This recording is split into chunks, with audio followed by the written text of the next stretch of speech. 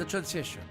This is where they will have to transform from swimmers to cyclists at the quickest time possible to gain more space to navigate in the bike course.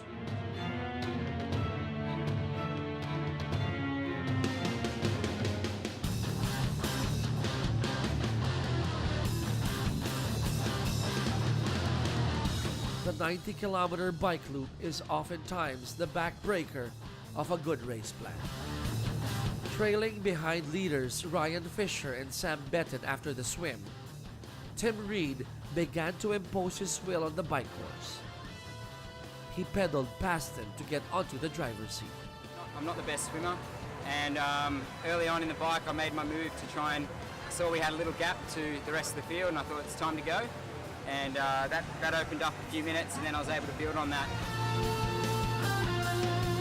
At the tail end of the chase group, the young Mauricio Mendez, a technical rider with his Xterra World Championship experience tucked under his belt, has been looking for the opening to get closer to the leaders.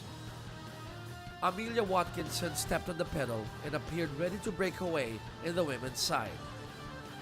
She's pushing at 38.65 kilometers per hour to increase her lead over Carrie Morris. The swim, there was four or five of us that actually swam together. Wasn't too bad out there, not too choppy, not too fast. But Carrie was determined to keep in step. It helped that Carrie was a swimmer when she was a kid. The 1 minute separation between her and Watkinson was still manageable at this point. She's never won an Ironman 70.3 since she turned pro, and this could be her chance. Leaving a lucrative profession behind to pursue her love for triathlon, it looks like the gamble is finally paying off. The bike course is Joseph Miller's strength. Pushing hard at 39.54 kilometers per hour, the fastest pace among all riders, he found himself chasing the group leaders. But it turned out to be his undoing. He almost did not make it after suffering cramps in the last stretch of the bike course.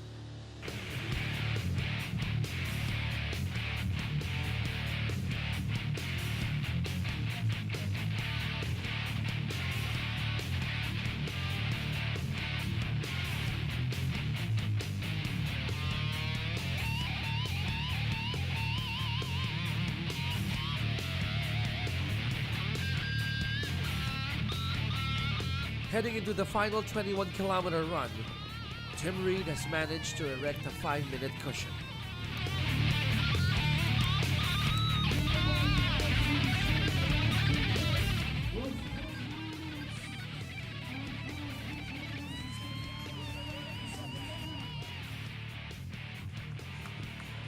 His compatriots, Ryan Fisher and Tim Van Berkel, were just lurking behind him as Sam Benton and Eric Watson began to slow down. Canadian Brent McMahon and Mauricio Mendez were at the tail end of the lead group.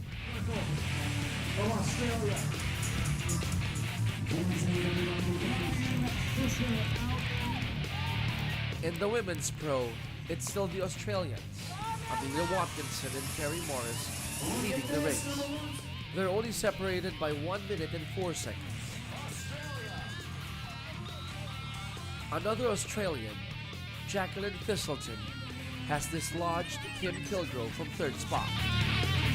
The Philam model and Alice Selsmark, also of Australia, are jockeying for positions at the back end of the lead group, with only 3 seconds separating them. Dimitri Lee Duke, who was not feeling well on the eve of the race, was already resigned to her fate. She finally listened to her body's heed to rest and quit the race. A shot at the Cobra Ironman 70.3 title has to wait for another year again. Look at this, number 102, one of our Asia elite, Paul Jumamil, Philippines. Paul Humamil has now jumped onto the lead in the Asian elite. Joseph Miller, meanwhile, climbed to second spot, banking on a big push at the start of the bike course before limping his way to the transition area.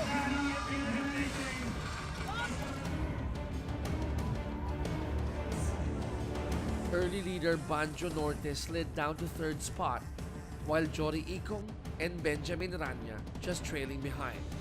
Benedicto lost more time and skidded further outside the top 5, but still carried on despite experiencing chest spasm midway. Paglabas ko, gusto ko nang umayaw eh. Nandiyan yung mga tao na nag-cheer.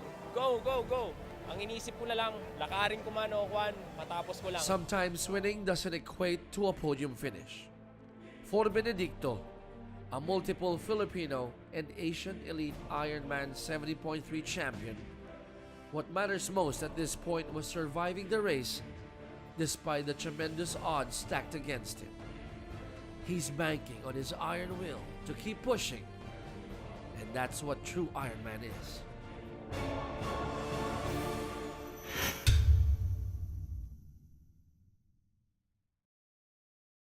The 2017 Cobra Energy Drink IRONMAN 70.3 Philippines would like to thank Omega Pro Painkiller, Proza, Regent, Sandy Care, Sangyong, Timex, Titays,